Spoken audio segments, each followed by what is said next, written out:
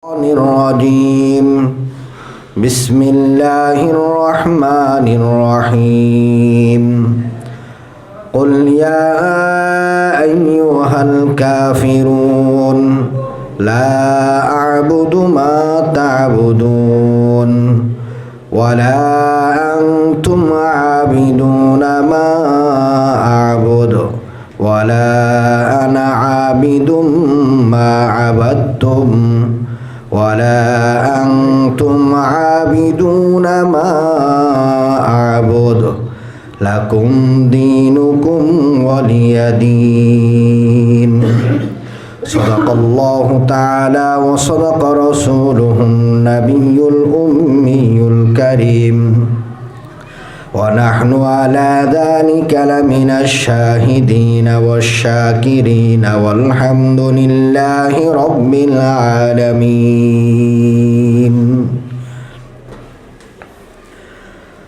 মুআজ্জাজ মুহতারাম সম্মানিত মুসল্লিয়ান দিগার মুরব্বিয়ানে ইজম বিভিন্ন জায়গা থেকে আগত ইসলাম প্রিয় ভাই ও বন্ধুরা, মা ও বোনেরা, আমরা আল্লাহ সুবহানাহু ওয়া তাআলার মহান দরবারে শুকরিয়া আদায় করি, যার অশেষ মেহেরবানিতে প্রতি জুমার মতো আজকেও জুমার সালাত আদায় করার উদ্দেশ্যে মসজিদে আসতে পেরেছি। সেই জন্য বলি আলহামদুলিল্লাহ। সম্মানিত উপস্থিতি, আজকের খুতবাতুল জুমার আলোচনার বিষয়বস্তু হলো রাসূল সাল্লাল্লাহু আলাইহি সাল্লামের দাওয়াতের পরিপ্রেক্ষিতে কাফেরদের বিরোধিতা। আমরা রাসূল সাল্লাল্লাহু আলাইহি সাল্লামের জীবনী নিয়ে আলোচনা করতেছিলাম। এই প্রসঙ্গে আলোচনা করতে গিয়ে আমরা প্রথমে আলোচনা করলাম রাসূল সাল্লাল্লাহু আলাইহি সাল্লামের নবুয়ত পূর্ববর্তী জীবন নিয়ে। এরপরে আমরা আলোচনা করলাম ওহী নাজিলকালীন অবস্থা নিয়ে। এরপরে আমরা আলোচনা করলাম রাসূল সাল্লাল্লাহু আলাইহি সাল্লামের দাওয়াতে আত্মনিয়োগের ব্যাপারে, রাসূলের দাওয়াতি কার্যক্রমের ব্যাপারে। আজকে আমরা আলোচনা করব রাসূল সাল্লাল্লাহু আলাইহি সাল্লামের দাওয়াতের পরিপ্রেক্ষিতে কুফফাররা, মুশরিকরা তাদের কি অবস্থাটা ছিল, তারা কোন ধরনের বিরোধিতা করেছিল সেই প্রসঙ্গে।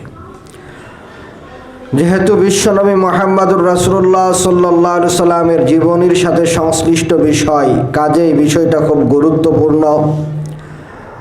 আলোচনার শুরুতে আপনাদের কাছে আমার অনুরোধ থাকবে, আপনারা মনোযোগ সহকারে শুনবেন, ঘুমাবেন না, ঘুম আসলে নড়ে চড়ে বসবেন ইনশাআল্লাহ।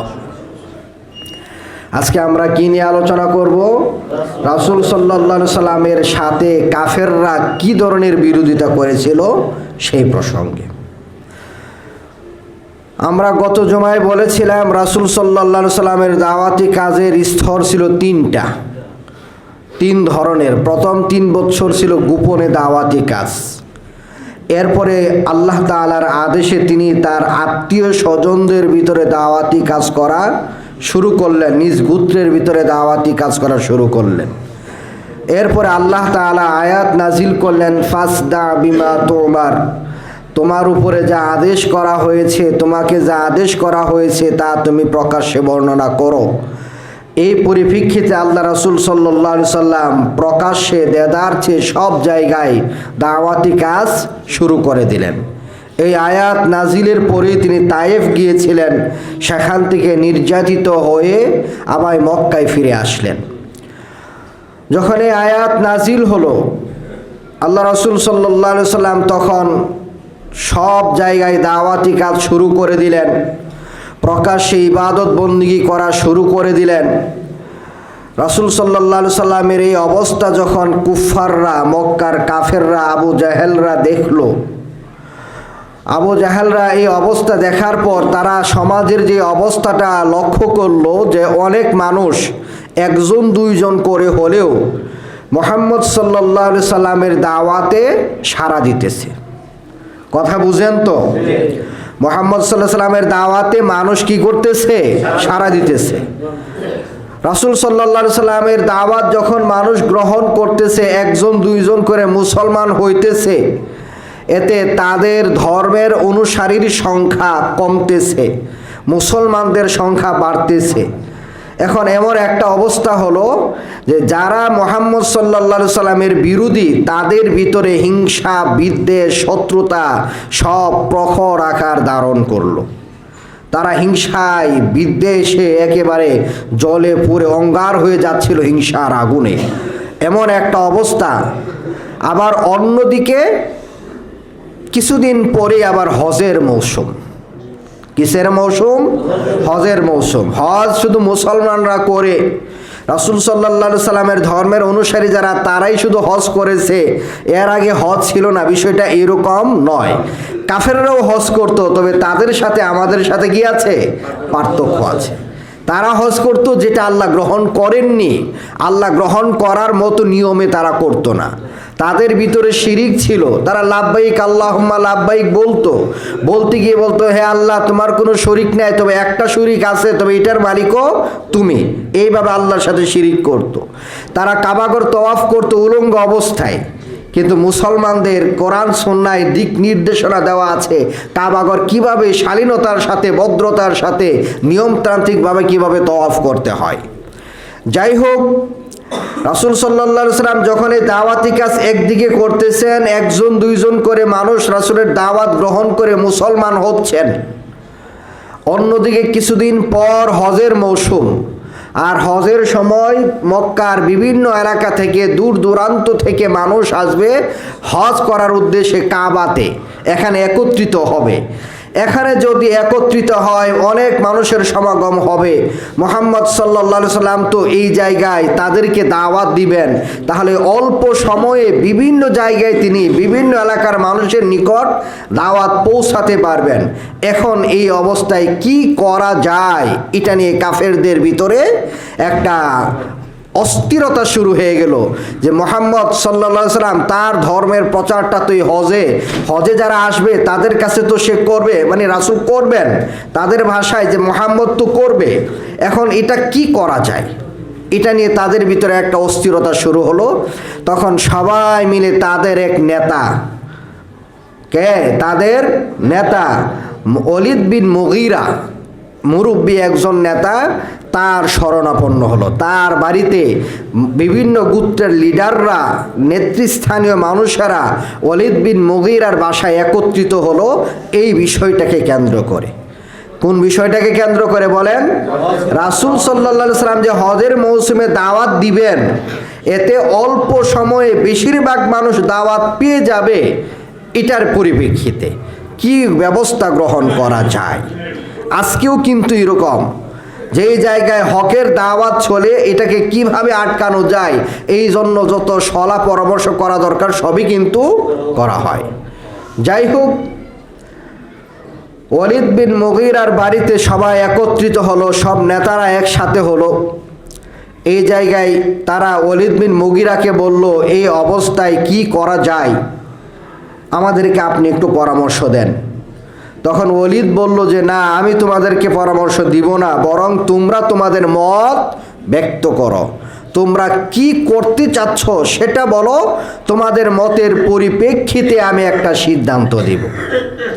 তখন তাদের পক্ষ থেকে কিছু মানুষ বলল, আমরা বলবো মুহাম্মদ সাল্লাল্লাহু আলাইহি সাল্লাম তিনি হলেন কাহিন, মানে গণক। ওলীদ বিন মুগীরা বলল, আল্লাহর কসম, মুহাম্মদ গণক নয়। দেখেন কাফেরদের বিশ্বাস রাসূলের প্রতি। কাফেররা বলতেছে, মুশরিকরা বলতেছে, ওলীদ বিন মুগীরা তাদের নেতা বলতেছে, আল্লাহর কসম, মুহাম্মদ কি নয়, গণক নয়। আমি গণকদের গণনা করা, গান গাওয়া, গুনগুন করা গণকদের অবস্থা আমার জানা আছে, এর কোনো কিছুই মুহাম্মদের ভিতরে নাই। তখন কিছু মানুষ বলল, তাহলে আমরা কি বলবো? আমরা মানুষদেরকে রাস্তার মোড়ে মোড়ে দাঁড়িয়ে, যত দিক দিয়ে মানুষ হজে আসবে, যত জায়গায় দাঁড়ানো যায় সব জায়গায় দাঁড়িয়ে বলবো, মুহাম্মদ সাল্লাল্লাহু আলাইহি সাল্লাম, এই মুহাম্মদ হলো একজন পাগল। নাউযুবিল্লাহ। ওলীদ বিন মুগীরা বলল, আল্লাহর কসম, মুহাম্মদ পাগল নয়। আমি তাকে চিনি, আমি তার কথা শুনেছি, পাগলদের মতো পাগলামি তার ভিতরে নেই। তাহলে কি বলা যায়? আবার কিছু মানুষ বলল, তাহলে আমরা তাকে কবি বলবো। ওয়ালিদ বিন মুগিরা বললেন, আল্লাহর কসম, মুহাম্মদ কবিও নয়।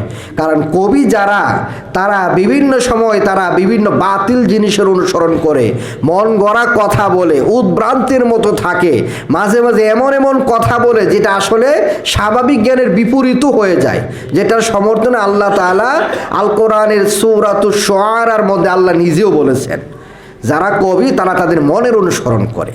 মুহাম্মদ সাল্লাল্লাহু আলাইহি সাল্লাম সে এমন নয়, কবিদের মতো নয়। তাহলে কবিও বলা যাবে না। দেখছেন বিরোধীদের অবস্থা, দেখেন। তার মানে ওয়ালিদ বিন মুগিরা বুঝতেছে মুহাম্মদ সাল্লাল্লাহু আলাইহি সাল্লাম এই ধরনের কোনো সমস্যা মুহাম্মদ সাল্লাল্লাহু আলাইহি সাল্লামের ভিতরে নাই। সে আল্লাহর কসম করে বলতেছে, তার মানে মুহাম্মদ সাল্লাল্লাহু আলাইহি সাল্লামকে সে চিনে, বুঝে, বুঝার পরেও কিন্তু সে ঈমান আনতেছে না। তাহলে আবার এই পরামর্শ সভায় আবার কিছু মানুষ বলল, তাহলে আমরা এক কাজ করি, আমরা বলি যে মুহাম্মদ জাদুকর, এই কথাটা বলি। ওয়ালিদ বিন মুগিরা বলল, আল্লাহর কসম, মুহাম্মদ জাদুকরও নয়। তাহলে কি বলা যায়? কারো মাথায় আর ধরতেছে না।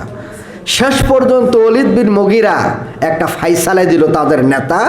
ফাইসালাটা হলো এরকম যে সে কোনোটাই না, গণক নয়, পাগল নয়, কবি নয়, সে জাদুকর নয়, তাদের কারো মতো এই মুহাম্মদের কথাবার্তা না। মুহাম্মদ সাল্লাল্লাহু আলাইহি সাল্লাম উনি ভিন্ন একজন মানুষ, তার কথা অন্যরকম, তার কথার মধ্যে অন্যরকম একটা বিষয় আছে। তাহলে কি বলা যায়? সর্বোচ্চ তোমরা এতটুকু বলতে পারো, মুহাম্মদ হলো একজন জাদুকর। যদিও সে জাদুকর নয়। কেন বলতে পারো? কারণ মুহাম্মদের ধর্ম যারা অনুসরণ করে তারা আর কাফের যারা, মা বাবা যারা আছে, আত্মীয় স্বজন যারা আছে, তাদের মাঝখানে কি হয়ে যায়? একটা পার্থক্য হয়ে যায়। আর জাদুর দ্বারাও অনেক সময় কি হয়? মা বাবার ভিতরে, সন্তান পিতা মাতার সন্তানের ভিতরে, স্বামী স্ত্রীর ভিতরে, ভাই ভাইয়ের ভিতরে, ভাই বোনের ভিতরে কি একটা পার্থক্য তৈরি করা যায়। তো যেহেতু জাদুর মাধ্যমে এটা হয়, আর মুহাম্মদ সাল্লাল্লাহু আলাইহি সাল্লামের কথা যারা অনুসরণ করে তারা কাফিরদের থেকে, আমাদের ধর্মের যে আত্মীয় স্বজন আছে তাদের থেকে যেহেতু এরা আলাদা হয়ে যায়, সেই হিসেবে সর্বোচ্চ কোনো কিছু যদি বলতে চাও এই কথাটা বলতে পারো। দেখেন এখান থেকে আরেকটা বিষয় ফুটে ওঠে, সেটা হলো বারাআত, আল ওয়ালা ওয়াল বারা, ইসলামের যে বিষয়টা, যে মুসলমানদের বন্ধু কারা, মুসলমানদের শত্রু কারা। কাফেররাও বুঝে মুহাম্মদ সাল্লাল্লাহু আলাইহি সাল্লামের ধর্ম অনুসরণ করলে কুফফারদের সাথে কোনো মুসলমানের বন্ধুত্ব থাকে না। আল্লাহ বলেছেন কোনো ইমানদারের বন্ধু কোনো কাফের হতে পারে না। সূরা মাইদার মধ্যে আল্লাহ নিজে বলে দিয়েছেন। তো যাই হোক, এই সিদ্ধান্ত তারা গ্রহণ করলো এবং এই সিদ্ধান্ত অনুযায়ী সর্বপ্রথম তারা রাসূল সাল্লাল্লাহু আলাইহি সাল্লামের বিরোধিতা করতে গিয়ে রাসূলের বিরুদ্ধে অপপ্রচার করা শুরু করলো। এটা হলো যারা হকের বিরোধিতা করে তাদের প্রথম পদক্ষেপ, তারা বিভিন্ন ধরনের অপপ্রচার চালাবে। ইহুদি খ্রিস্টানদের দালাল, এরা নতুন ধর্ম প্রচার করে, এরা বিধর্মীদের টাকা খেয়ে এই কাজগুলো করতেছে, সমাজে ফিতনা তৈরি করতেছে, বিভিন্ন ধরনের কথাবার্তা। এইগুলো হলো এই অপপ্রচার। এই অপপ্রচার এটা হলো ইসলামের বিরোধী যারা, এটা হলো তাদের বিরোধিতার প্রথম অস্ত্র, প্রথম কাজ হলো এটা। মুহাম্মদ সাল্লাল্লাহু আলাইহি সাল্লামের ব্যাপারেও তারা এটাই করলো। তবে এই কাজ করলে তো আর হয় না। তারা যখন এই কাজ হজের মৌসুমে বিভিন্ন জায়গায় দাঁড়িয়ে মানুষদেরকে যখন এই কথা বলল, আমাদের এখানে একটা লোক আছে, তার নাম এমক, সে হলো জাদুকর, তার কাছে যাবা না, এইভাবে বলার কারণে হইল কি অবস্থাটা? হজের মৌসুম যখন শেষ হলো, পুরা এলাকার মানুষ জানলো যে এখানে অন্য এমন একজন আছেন যিনি এই ধর্ম, আমাদের যে বাপদাদার ধর্ম আছে, মূর্তি পূজা আছে, এটার বিরুদ্ধে নতুন একটা বিষয় প্রচার করেন, যেটার মধ্যে নাই কোনো মূর্তি পূজা, যেটার মধ্যে এইগুলো নাই, এটার ভিন্ন একটা জিনিস প্রচার করেন। অল্প সময়ে রাসূল সাল্লাল্লাহু আলাইহি সাল্লামের কাজটা তারা করে দিল। ব্যাপারটা বুঝছেন? আলহামদুলিল্লাহ আমাদের ক্ষেত্রে এরকমটা হয়েছে। আমাদের এই অপপ্রচার করতে গিয়ে আলহামদুলিল্লাহ অনেক ভাই এসেছেন যে তারা আমাদের ব্যাপারে জানতেন না, কিন্তু এদের ব্যাপারে কেন অপপ্রচার করা হয়, তল্লাশি করতে এসে, তদন্ত করতে এসে দেখেন আর এইটাই তো সঠিক ইসলাম। আলহামদুলিল্লাহ এমনটাই হয় আর কি। তাহলে এটা হলো প্রথম কথা, প্রথম পদক্ষেপ, এই কাজটা তারা করলো। যখন দেখলো এই কাজ করার পর কোনো লাভ হলো না, মুহাম্মদ সাল্লাল্লাহু আলাইহি সাল্লাম তার দাওয়াত চালিয়ে গেলেন।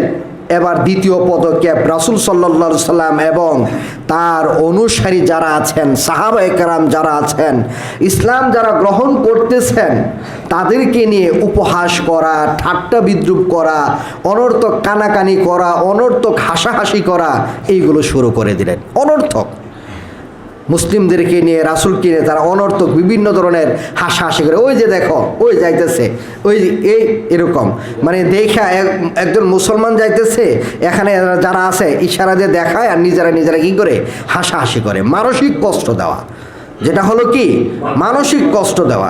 এই কষ্ট দেওয়া শুরু করলো। এরপরে আপনার এতে কোনো কাজ হলো না। রাসূল সাল্লাল্লাহু আলাইহি সাল্লামের কাজ রাসূল চালাইতে থাকলেন। রাসূল সাল্লাল্লাহু আলাইহি সাল্লাম যখন দাওয়াতি কাজ চালাইতে থাকলেন আর তার অনুসারী এতেও তার অনুসারী হওয়া এতেও কমতেছে না, বরং বাড়তেছে। এখন তারা রাসূল সাল্লাল্লাহু আলাইহি সাল্লামের ব্যাপারে সংশয় সৃষ্টি করার প্রচেষ্টা চালালো, সন্দেহ সৃষ্টি করার প্রচেষ্টা চালালো। সেটা কি?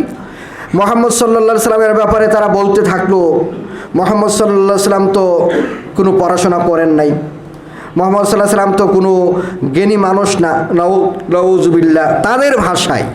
অথচ তিনি হলেন সারা বিশ্বের মুআল্লিম, সবার শিক্ষক, সকল সৃষ্টজীবের শিক্ষক। এই ধরনের বিভিন্ন কথা, যেমন দেখেন না যে তোরা কি বেশি জানস, বড় আলেম হয়ে গেছ, বড় জ্ঞানী হয়ে গেছ, এই ধরনের কথা বলে না, এরকম আর কি বিভিন্ন ধরনের এই ধরনের সংশয় সৃষ্টি করা শুরু করলো। এই সংশয় সৃষ্টি করা শুরু করার পর এইভাবে কিছুদিন চললো, কিন্তু এতেও কোনো কাজ হচ্ছে না। তার মানে দেখেন, প্রথমে আপনার যে রাসূল সাল্লাল্লাহু আলাইহি সাল্লামের ব্যাপারে অপপ্রচার করা, এরপরে মুসলিমদের ব্যাপারে আপনার বিভিন্ন ধরনের উপহাস ঠাট্টা মজাক করা, এরপরে তাদের ব্যাপারে সংশয় পোষণ করা, মানুষের ভিতরে সন্দেহ সৃষ্টি করা, ধাপে ধাপে তারা কিন্তু তাদের বিরোধিতাগুলো চালিয়ে যাচ্ছে, আস্তে আস্তে চলতেছে। এরকম অবস্থায় কিছুদিন চললো।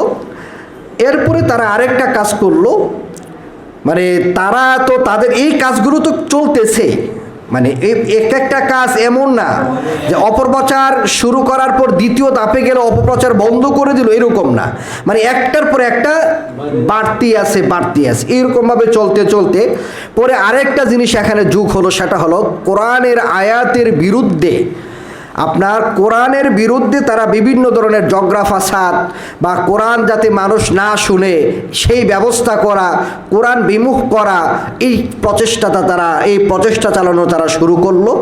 এরই পরিপ্রেক্ষিতে মক্কার একজন ব্যবসায়ী নজর বিন হারিস, সে বিদেশ থেকে বিভিন্ন এলাকা থেকে বিভিন্ন জিনিস এনে সে নিজ এলাকাতে বিক্রয় করত, মানে বড় ব্যবসায়ী ছিল, আন্তর্জাতিক ব্যবসায়ী ছিল। সে করলো কি, সে আপনার ওই রোম পারস্যের কিসরা কায়সারের রাজা বাদশাদের, রুস্তমের, এরপরে বিভিন্ন ওই রুস্তমের নাম শোনেন নাই, এরকম আরও বিভিন্ন মানুষের বিভিন্ন গল্পের বই, গদ্যের বই, এই গল্পের বইগুলো সেখান থেকে সংগ্রহ করে তারপর সে কি আসলো, মক্কায় নিয়ে আসলো। আবার সে কয়েকজন দাসীও ক্রয় করলো। এখন এগুলো কি করলো, যেখানেই দেখে মুহাম্মদ সাল্লাল্লাহু আলাইহি সাল্লাম মানুষদেরকে বোঝাচ্ছেন, দাওয়াত দিতেছেন, যেখানেই কোরআনের তেলাওয়াত হয়, কোরআনের আলোচনা হয়, এর পাশেই সে মানুষদেরকে ডাকে, আসো আমি তোমাদেরকে এই শোনাই সেই শোনাই। তখন এই গল্পের বইগুলো পড়া কি করতো, শুরু করতো, তার আশপাশে কিছু মানুষ একত্রিত হতো, এই কাজটা সে করত। আবার সে যে কিছু দাসী ক্রয় করেছিল, এরা সুন্দরী কিছু দাসী ক্রয় করেছিল। মুহাম্মদ সাল্লাল্লাহু আলাইহি সাল্লাম যখন যেখানে দাওয়াতি কাজ করতেন তারা সেদিকে খেয়াল রাখতো এবং তার পাশে তারা নাচতো, গান গাইতো, মানুষদেরকে তাদের দিকে আকর্ষণ করার চেষ্টা করত, যাতে মানুষ রাসূল সাল্লাল্লাহু আলাইহি সাল্লামের মজলিসে না আসে, রাসূলের কথা না শুনে তারা ওই দিকে যাতে মানুষ ধাবিত হয়। এই পরিপ্রেক্ষিতেই কিন্তু আল্লাহ তাআলা কি করলেন, গান বাজনা চিন্তা করছেন, এই যে কাজগুলো ওখান থেকে চলে আসছে, মানে এটার সম্পর্কটা ওই জায়গায়, গান বাজনা, এই সমস্ত উপন্যাস, বিভিন্ন মিথ্যা গদ্যের বই, এইগুলো সূরা লোকমানের 6 নম্বর আয়াত দিয়ে সব হারাম করে দেওয়া হয়েছে। আজকে মুসলমান কাফেরদের সেই চালই তারা আক্রান্ত, সেই চক্রান্তে তারা আক্রান্ত। মুসলমানদের ভিতরে গান বাজনা একেবারে সয়লাভ হয়ে গেছে। এমনকি ভালো ভালো জিনিস, এমনকি বিভিন্ন চ্যানেলগুলোতে, টিভি চ্যানেলগুলো যেগুলো অনলাইন ভিত্তিক নিউজ চ্যানেল, এই সমস্ত নিউজ চ্যানেলে নিউজ প্রচার করে বিভিন্ন এলাকার কৃষির উপরে বিভিন্ন প্রতিবেদন দেয়। এই সমস্ত জায়গায় পর্যন্ত বাজনা ছাড়া এইগুলো নাই। আপনি বাজনা ছাড়া একটা প্রতিবেদন দেখবেন, এটাও আজকে সম্ভব হচ্ছে না। এগুলো হলো কাফিরদের চক্রান্ত, এগুলো কাফিরদের ষড়যন্ত্র। মুসলিমদের ভিতরে এগুলো ছড়ায়া দেওয়ার মাধ্যমে তাদের ঈমানকে হরণ করা, ইসলাম থেকে দূরে সরিয়ে দেওয়া। এই কাজটাই নজর বিন হারিস করেছিল। এইভাবেও সে কী করলো, মানে কাফেররা রাসূল সাল্লাল্লাহু আলাইহি সাল্লামের বিরোধিতা করা শুরু করলো। এইভাবে কাজ করতেছিল, এইভাবে চলতেছে কিছুদিন চললো। দেখলো যে এই সমস্ত এই যে পদক্ষেপ, এই সমস্ত পদক্ষেপের কারণেও তারা আসলে মুহাম্মদ সাল্লাল্লাহু আলাইহি সাল্লাম এই সমস্ত পদক্ষেপ গ্রহণ করেও মুহাম্মদ সাল্লাল্লাহু আলাইহি সাল্লামকে তার কাজ থেকে কি করতে পারতেছে না, বিরত রাখতে পারতেছে না। কাফেরদের যে এই বিভিন্ন প্রচেষ্টা, এই প্রচেষ্টা মুহাম্মদ সাল্লাল্লাহু আলাইহি সাল্লামের অনুসারীদেরকে মুহাম্মদ সাল্লাল্লাহু আলাইহি সাল্লামের ধর্ম পালন করা থেকে বিরত রাখতে পারতেছে না। এবার শুরু হলো অন্য রাস্তা, সেটা হলো জুলুম, অত্যাচার। এবার শুরু হলো কি, জুলুম, অত্যাচার। কি ধরনের অত্যাচার! আল্লাহু আকবার, আল্লাহ। বিলাল রাদিয়াল্লাহু তাআলা আনহুর কথা আপনারা জানেন, আম্মার বিন ইয়াসির রাদিয়াল্লাহু তাআলা আনহুর ফ্যামিলির কথা আপনারা জানেন, কত কত সাহাবী। আল্লাহু আকবার। খালি গায়ে তাদেরকে কি করত, আপনার প্রচণ্ড রুদ্রের মধ্যে, সৌদি আরবের রুদ্র, বাংলাদেশের রুদ্র না কিন্তু, প্রচণ্ড রুদ্রের মধ্যে বালু যখন একেবারে গরম হতো দুপুরবেলা, খালি শরীরে বালুর ভিতরে তাদেরকে বেঁধে রেখে উপরে ভারী পাথর দিয়ে দেওয়া হতো। পিপাসায় একেবারে মানে কাতরাতে থাকতো, পানি পান করার জন্য দেওয়া হতো না।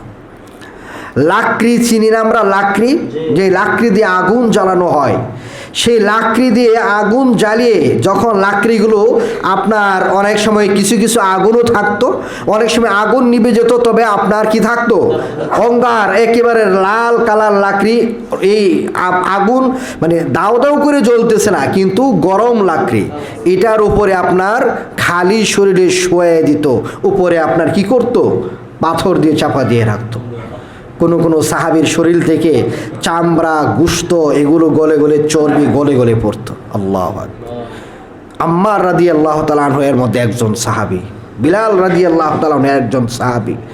আম্মার রাদিয়াল্লাহু তাআলা আনহুর মা সুমাইয়া রাদিয়াল্লাহু তাআলা আনহা বৃদ্ধ মহিলা, একেবারে বৃদ্ধা, একেবারে দুর্বল, অতিশয় দুর্বল একজন মহিলা। আবু জেহেল নিজে তার লজ্জাস্থানে বর্ষা দিয়ে আঘাত করে খুঁচাইতে খুঁচাইতে তাকে হত্যা করলো, শহীদ করলো। ইয়াসবিল্লাহ। তারপরও তারা তাদের দিন থেকে বিরত হন নাই। আল্লাহ এক, এই কথা তাদের মুখ থেকে সরাতে পারেনি।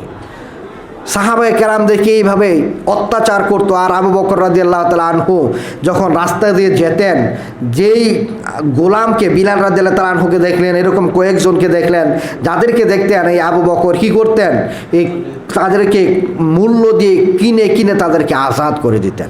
সর্বশেষ 6 জনকে আজাদ করার পর আবু বকর রাদিয়াল্লাহু তাআলা আনহুর বাবা, তখন তিনি তো মুসলমান হন নাই, তিনি আবু বকর রাদিয়াল্লাহু তাআলা আনহুকে বললেন, তুমি যদি সামনে এই কাজ করো তাহলে তোমাকেও বাড়ি থেকে বের করে দেব। মানে এই ধরনের বিভিন্ন অত্যাচার শুরু হয়ে গেল। রাসূল সাল্লাল্লাহু আলাইহি সাল্লামের উপর অত্যাচার শুরু হয়ে গেল। রাসূল সাল্লাল্লাহু আলাইহি সাল্লাম যখন সালাতে দাঁড়াতেন, সেজদায় যেতেন, রাসূল সাল্লাল্লাহু আলাইহি সাল্লামের পিঠের মধ্যে উটের বুড়ি এনে রেখে দিত। একদিন রেখে দিলেন উট, কত বড় উট, একটা গরুর বুড়ি এটাই কত বড়, আর একটা উট, এটা রাসূলের পিঠে রেখে দিলেন। রাসূল সাল্লাল্লাহু আলাইহি সাল্লাম সেজদা থেকে উঠতে পারতেছেন না। যারা দেখতেছেন, মুসলমান সাহাবী একজন দেখলেন, উনি দেখার পরও তার কি করার, মানে যেই সাহাবায়ে কেরাম দেখতেন তাদের কিছুই করার ছিল না। অবশেষে ফাতিমা রাদিয়াল্লাহু তাআলা আনহা এসে কি করলেন, এটা সরাইলেন, পরে রাসূল সেজদা থেকে উঠলেন। আবু জেহেল একবার কাফেরদের সাথে রাসূল সাল্লাল্লাহু আলাইহি ওয়াসাল্লাম মক্কায় সালাত, হারামে সালাত আদায় করতেছেন। আবু জেহেল সে ওই জায়গায় আপনার কি করলো, এখান থেকে আপনার ওই যে আবু জেহেল তার সাঙ্গপাঙ্গ নিয়ে পাথর, চিনেন না পাথর, অনেকগুলো পাথর নিয়ে রাসূল সাল্লাল্লাহু আলাইহি ওয়াসাল্লামের কপালের মধ্যে কি করতো, ঢিল মেরে দিত। মাঝে মাঝে আবু জেহেল নিজের রাসূলের পায়ের মধ্যে ঢিল মারতো, আর আপনার এই পা থেকে রক্তগুলো গড়ায় গড়ায় পড়তো। মানে ঢিল মারা তো শুধু লাগছে আর একটু ফুলে গেছে এরকম না, একেবারে এমনভাবে মারতো যে একদম ছিটে যেত। তাহলে কতটুকু আঘাত প্রাপ্ত হলে, কতটুকু জোরে ঢিল মারলে আপনি চিন্তা করেন জায়গাটা ফেটে যায়, রক্ত বের হয়। এই কাজগুলো করা তারা শুরু করলো। মুসলিমদের উপরে নির্যাতন, রাসূল সাল্লাল্লাহু আলাইহি সাল্লামের উপর বিভিন্ন ধরনের অত্যাচার তারা শুরু করে দিল। এর মধ্যে তো তারা বিভিন্ন প্রলোভনও দেখিয়েছিল আবু তালেবের মাধ্যমে, রাসূল সাল্লাল্লাহু আলাইহি সাল্লামকে যাতে বিরত রাখা যায়। এগুলো আসলে কাজ হয় নাই। সর্বশেষ যখন দেখতেছে যে আসলে এইগুলোতেও কাজ হচ্ছে না, এই যে এত অত্যাচার নির্যাতন করতেছে, এইগুলো তো কি হচ্ছে না, কাজ হচ্ছে না, রাসূল সাল্লাল্লাহু আলাইহি সাল্লাম তার এই দাওয়াতি কাজ, তার দাওয়াতি মিশন চালিয়ে যাচ্ছেন, মুসলিমরা তাদের ধর্মে অটল আছেন, তখন তার আরেকটা কাজ করলো। এবার একটা কাজ করি আমরা, যে আমরা রাসূল সাল্লাল্লাহু আলাইহি সাল্লাম মানে মুহাম্মদ সাল্লাল্লাহু আলাইহি সাল্লামের সাথে আমরা একটা সন্ধি করি। সন্ধিটা কি ধরনের, মানে সামঞ্জস্য সন্ধি। কাফেরদের দল এবার আসলো, আবু তালেবের মাধ্যমে এই প্রস্তাব রাসূল সাল্লাল্লাহু আলাইহি সাল্লামের কাছে দেওয়া হলো। যে আবু তালেবের কাছে তারা পরপর 3 বার এসেছিল, এর মধ্যে একবার প্রস্তাব দিল যে এক কাজ করো, যে আমরা মুহাম্মদ সাল্লাল্লাহু আলাইহি সাল্লামকে বলতেছেন যে মুহাম্মদ যেই রবের ইবাদত করে, মুহাম্মদ যা করে আমরা সবাই 1 বছর এটা করব, কেউ আমরা মূর্তি পূজা অন্য কোনো কিছু করব না। আবার পরের বছর আমরা মুহাম্মদ তুমি তোমার দল বল সহ সবাই কি করব, আমরা আবার আমাদের রব যারা আছে লাত উজ্জা মানাত যারা আছে মূর্তি, এদের পূজা আমরা করব। মানে ব্যাপারটা বুঝছেন, মানে তোমারটাও আমরা মানবো, আমারটাও তুমি মানো, তাইলে এর ঝামেলা নাই, কিছুদিন তোমারটা আমরা মানবো, কিছুদিন তোমরা আমাদেরটা মানবে। চিন্তা করছেন বর্তমান সময়ের অবস্থার সাথে আপনারা মিলাবেন। স্বাধীনতার নামে, ধর্মের নামে আমরা, অর্থাৎ ওই ধর্মের নামে আমরা স্বাধীন বা ধর্ম একদম স্বাধীন, এই ব্যাপারে ধর্ম আসলে আমাদেরকে ওই গোলামি শিক্ষা দেয় না, কট্টরপন্থী শিক্ষা দেয় না, বিভিন্নভাবে বিভিন্ন কথা বলে। আমরা কি করি, ওই কাফেরদের প্রস্তাবটা এটা ছিল, কাফেরদের প্রস্তাবটা এটা ছিল। পরে আল্লাহ তাআলা ওই জায়গায় কি করলেন, যেই সূরাটা খুতবায় তিলাওয়াত করলাম, এই সূরাটা নাজিল করলেন। কুল, হে নবী আপনি বলে দিন, ইয়া আইয়ুহাল কাফিরুন, হে কাফেরের দল, হে কাফেরের দল, তোমরা যার ইবাদত করো আমি তার ইবাদত করি না, তোমরা যার ইবাদত করো তার ইবাদত করা আমার পক্ষে কি না, সম্ভব না। মানে এরকম আলাদা আলাদা করে আল্লাহ তাআলা এই সূরাটা নাজিল করলেন। সর্বশেষ আল্লাহ তাআলা এই কথাটা বলে দিলেন যে লাকুম দীনুকুম ওয়ালিয়া দিন, তোমরা তোমাদেরটা মানতেছো, এই জায়গায় আমি তোমাদের সাথে সন্ধি করব এটা হতে পারে না, তোমরা তোমাদের জায়গায় থাকো, আর আমি আমারটা মানতেছি, আমি আমার অবস্থানে অটল থাকবো। ব্যাপারটা বুঝছেন, এই সূরাটা আল্লাহ তাআলা নাজিল করলেন। মানে এখানেও কাফির আর মুসলিমদের ভিতরে যে একটা মানে মিল নেই, দুইটা সম্প্রদায়, মুসলিম আলাদা কাফের আলাদা, এখানেও যে একটা বারাতের যে ব্যাপারটা এখনও কিন্তু কি হয়, স্পষ্ট হয়। তাহলে আজকাল আমরা কি করতে পারবো না, মুসলমানরা ধর্ম কাউকে আসলে কঠিন, আরে ধর্ম আমি আপনাদেরকে আগেও বলেছিলাম, ইহুদি জাতি তাদের ধর্ম পালনে তারা কট্টর, হিন্দুরা তাদের ধর্ম পালনে কট্টর, আর আমরা মুসলমান আমরা বলি আমরা ধর্ম পালনে কি না, কট্টর না। কট্টর এখানে কোন কট্টরতা বোঝানো হয়েছে, ইসলাম আপনাকে যেটা মানার কথা বলছে এটা আপনাকে মানতেই হবে, দুনিয়া কিয়ামত হয়ে যাক আমার কি হবে হোক, আমি এটা মানবই মানব। এতটুকু কঠোর যদি মুসলিমরা না হতে পারে তো ইমানদার হবে কিভাবে? এটা ছাড়া তো ইমানদার হওয়া কি না সম্ভব না। আপনি আপনার আদর্শের উপরে, রবের আদর্শের উপরে, রাসূলুল্লাহ সাল্লাল্লাহু আলাইহি ওয়াসাল্লামের রবের বিধানের উপরে, রাসূলুল্লাহর আদর্শের উপরে যদি আপনি কট্টর না হন তাহলে আপনি মুসলিম হবেন কিভাবে? আপনি মুসলিম হতে পারবেন। এমনকি আমাদেরকে, আমরা কোন জাতি, দেশি হিসেবে আমরা বাংলাদেশি না, আমরা বাঙালি হওয়ার আগে, বাংলাদেশি হওয়ার আগে আমাদের ইমানদার হতে হবে। ব্যাপারটা বুঝছেন, মানে আগে আল্লাহর বিধান এরপর রাষ্ট্রীয় বিধান, আগে আল্লাহ পরে জনগণ, আগে রাসূলুল্লাহর আদর্শ পরে অন্য কিছু।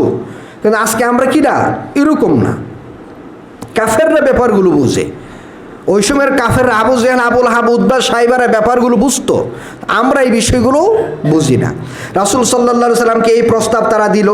এই প্রস্তাব দেওয়ার পরও যখন রাসূল সাল্লাল্লাহু আলাইহি সাল্লাম এই আয়াত নাজিল করল, এই আয়াত নাজিল হলো, এই কথাগুলো যখন বলে দিলেন, আমরা কিন্তু আগেই বলেছি রাসূলের জীবনে আমরা বিস্তারিত আলোচনা করতেছি না, আমাদের সাথে সামঞ্জস্যশীল বা প্রয়োজনীয় কিছু বিষয় আমরা আলোচনা করতেছি। যখন এইভাবেও কাজ হলো না, এবার তারা আরও কঠিন হওয়া শুরু করলো। এবার রাসূল সাল্লাল্লাহু আলাইহি সাল্লামকে জেলখানায় আবদ্ধ করলো। জেলখানা মানে কি? শিয়াবে আবু তালিব। শিয়াবে আবু তালিব এটা হলো একটা জায়গার নাম, এটা একটা কারাগারের মতো, এটা পাহাড়ে একটা গিরিপথ। এই জায়গায় রাসূল সাল্লাল্লাহু আলাইহি সাল্লামকে, সাহাবায়ে কেরামকে, এরপরে আপনার আবু তালেব, তো আমরা আগেই বলেছিলাম যে আবু তালেব রাসূল সাল্লাল্লাহু আলাইহি সাল্লামের ব্যাপারে আগেই ওই যে সাফা পাহাড়ে ওঠার আগেই যে রাসূল দ্বিতীয় সমাবেশ করেছিলেন, ওই সমাবেশেই কিন্তু ওই পরামর্শ বইটিকে আবু তালেব কি বলে দিয়েছিল যে আমি যতদিন বেঁচে আছি ততদিন তোমার কোনো ক্ষতি হতে আমি দেব না। মানে তার চেষ্টাটা কতটুকু ছিল, মানে আবু তালেব মৃত্যু পর্যন্ত রাসূল সাল্লাল্লাহু আলাইহি সাল্লামের সহযোগী ছিলেন, কিন্তু আবু তালেব নিজে রাসূল সাল্লাল্লাহু আলাইহি সাল্লামের ধর্ম, ইসলাম ধর্ম কি করে নাই? গ্রহণ করে নাই। আল্লাহু আকবার! দেখছেন হেদায়েত কি জিনিস? তার মানে বিধর্মী মানুষের দ্বারাও ইসলামের অনেক উপকার হতে পারে, কিন্তু হেদায়েত তাদের নসিবেই জুটে যারা আসলে আল্লাহ তাআলা যাদেরকে পছন্দ করেন, আর এই জন্য চেষ্টাও করা লাগে। তো সর্বশেষ আবু তালেব তো ওই যে রাসূল সাল্লাল্লাহু আলাইহি সাল্লামের ব্যাপারে আবু তালেবের কাছে কুরাইশ প্রতিনিধি দল যতবারই আসলো, রাসূল সাল্লাল্লাহু আলাইহি সাল্লামকে আবু তালেব কি করলেন না, রাসূলের কাছ থেকে রাসূলকে বাধা দিলেন না, রাসূলের সাথেই থাকলেন।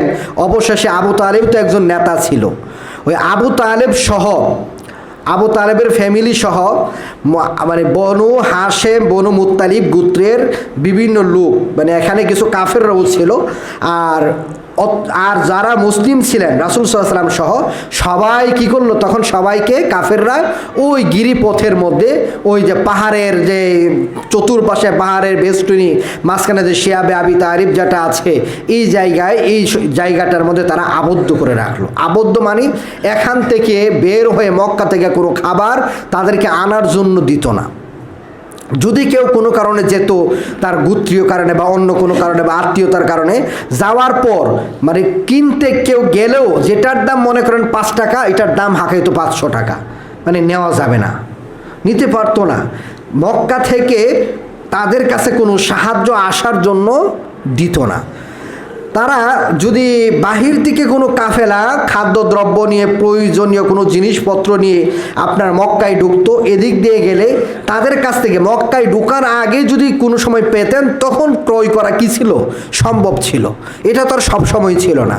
তাহলে এই যে অবস্থাটা, এবং তারা এটার পরিপ্রেক্ষিতে একটা নোটিশ লাগিয়ে দিল, কাবার মধ্যে একটা নোটিশ লাগিয়ে দিল, যাতে কেউ তাদের সাথে সম্পর্ক না রাখে, কেউ কোনো কিছু খাবার পৌঁছাতে পারবে না, কোনো সাহায্য সহযোগিতা করতে পারবে না। না, পুরা এলাকা তো একদল, সবাই তো কাফের, সবাই তো মুশরিক। যদিও কারো কারো ভিতরে আপনার আত্মীয়তা, কেউ কেউ আত্মীয় ছিল, অনেকের আত্মীয় এই জায়গায় বন্দী ছিল, তারপরেও অন্য অন্য নেতাদের কারণে কিছুই করতে পারতো না। পরে এইভাবে প্রায় 3টা বছর কেটে গেল। এই জায়গায় যে রাসূল সাল্লাল্লাহু আলাইহি সাল্লাম, সাহাবায়ে কেরাম যারা এখানে বন্দী ছিলেন, আবদ্ধ অবস্থাতে জীবনযাপন করেছিলেন, খাবার দাবার সবাই ঠিক মতো পেতেন না। এমনও অবস্থা হতো যে মাঝে মাঝে গাছের লতা পাতা, গাছের পাতা, গাছের খাল, এইগুলো খাওয়া লাগছে। আজকালকের জেলখানার অবস্থা দেখেন, আজকালকের জেলখানায় ভাত অল্প হোক বেশি হোক, খারাপ হোক ভালো হোক, কি হয়? খাবার কিছু হলেও পাওয়া যায়। টাকা থাকলে বাহির থেকে অনেক কিছু পৌঁছানো সম্ভব হয়। কিন্তু রাসূল সাল্লাল্লাহু আলাইহি সাল্লামের অবস্থাটা খুব কঠিন ছিল, এত কঠিন অবস্থার সম্মুখীন হওয়া লাগছে। সর্বশেষ 3 বছর পর এই অবস্থা থেকে তারা মুক্তি পেলেন। কিন্তু এই যে অবস্থা তৈরি হলো, এর পরেও কিন্তু মুসলিমরা তাদের ধর্ম থেকে, তাদের আদর্শ থেকে সামান্য পরিমাণ কি হন নাই? বিচ্যুত হন নাই। এবং রাসূল সাল্লাল্লাহু আলাইহি সাল্লামের দাওয়াতি কাজ একটু তিনি কি করেন নাই?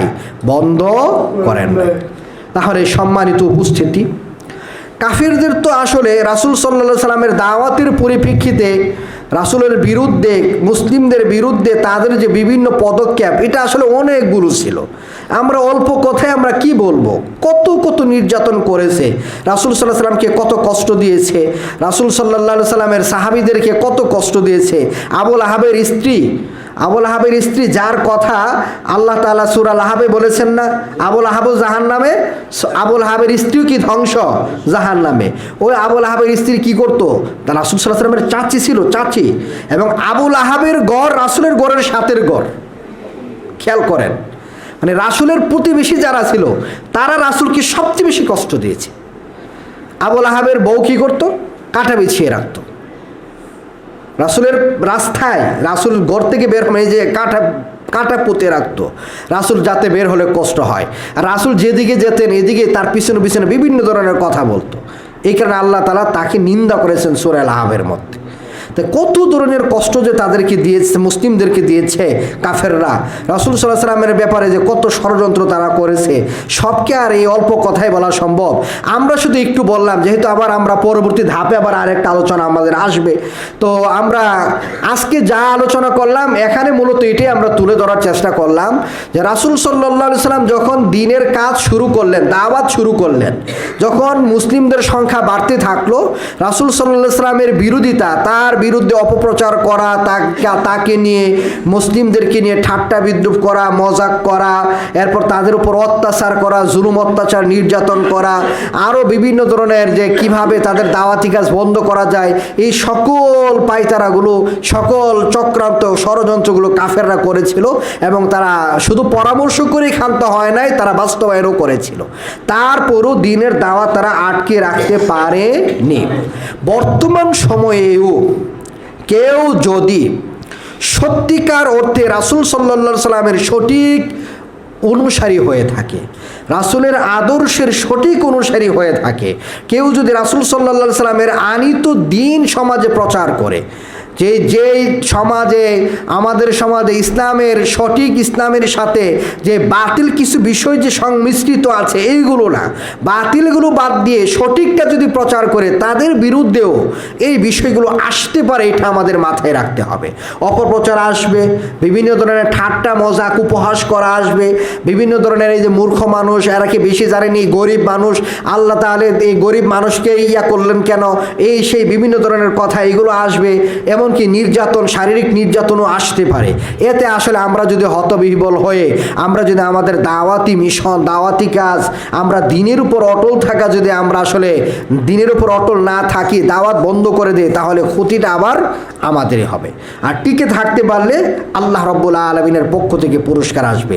আমরা জানি কোরআনের এক আয়াতে, কোরআনের এক জায়গায় এসেছে, অতীতকাল, এটা শুধু রাসূল সাল্লাল্লাহু আলাইহি সাল্লামের ব্যাপারে হয়েছে এরকম না, শুধু রাসূলের ব্যাপারে হয়েছে, শুধু এই যুগের মুসলিমদের ব্যাপারে হয়েছে এরকম না, বরং পূর্বের উম্মতদের মধ্যে এরকম ছিল। কাউকে তো একেবারে কোমর পর্যন্ত মাটিতে গেড়ে তারপর মাথায় করাত রেখে জীবন্ত মানুষটাকে দ্বিখণ্ডিত করে দেওয়া হতো দ্বীন গ্রহণের জন্য।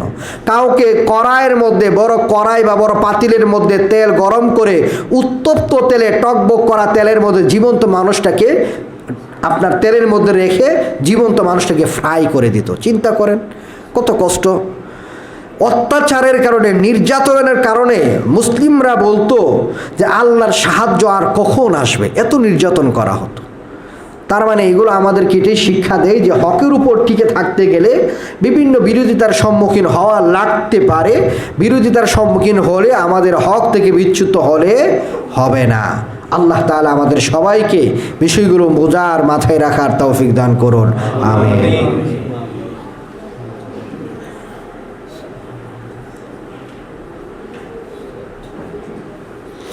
ইন্নাল হামদুলিল্লাহ ওয়াসসালাতু ওয়াসসালামু আলা রাসূলিল্লাহ ওয়া আলা আলিহি ওয়া আসহাবিহি আজমাইন, আম্মা বা'দ।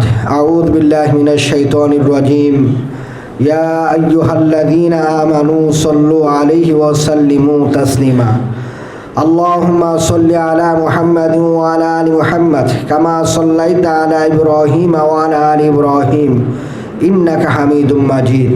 আল্লাহুম্মা বারিক আলা মুহাম্মাদিন ওয়া আলা আলি মুহাম্মাদ কামা বারাকতা আলা ইব্রাহিম ওয়া আলা আলি ইব্রাহিম ইন্নাকা হামিদুম মাজিদ। আল্লাহুম্মা ইন্না নাসআলুকাল হুদা ওয়াত তুকা ওয়াল আফাফা ওয়াল গিনা।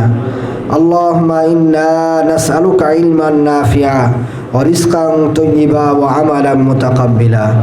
اللهم اغفر لنا وارحم على أمواتنا واغفر لنا وللمؤمنين والمؤمنات والمسلمين والمسلمات. اللهم إنا نعوذ بك من عذاب جهنم ونعوذ بك من عذاب القبر ونعوذ بك من فتنة المسيح الدجال ونعوذ بك من فتنة المحيا والممات. اللهم إنا نعوذ بك من الماثم والمغرم. اللهم إنا نعوذ بك من الكفر والفقر ونعوذ بك من عذاب القبر. اللهم حاسبنا حسابا يسيرا. اللهم إنك عفو كريم تحب العفو فاعف عنا. اللهم إنك عفو كريم تحب العفو فاعف عنا.